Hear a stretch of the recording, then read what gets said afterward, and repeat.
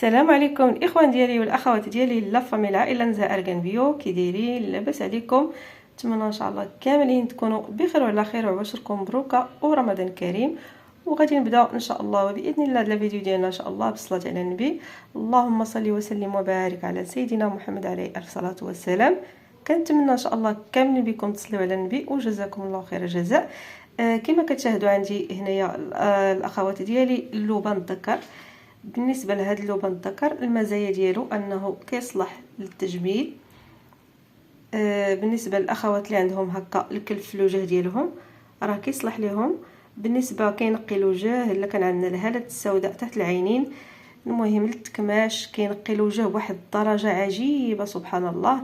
ويعني كنقول هذا الكلام يعني عن تجربتي الشخصيه، لانه جميل. واخا كما قلت لكم يكون عندكم شي كلف واخا يكون قديم، يكفي انكم ديروا ليه هذا اللبن الذكر الحر، كتخلطوه مع شي شويه ديال الموارد المقطره الحر وكتستعملوه للوجه ديالكم، راه زوين بزاف البنات.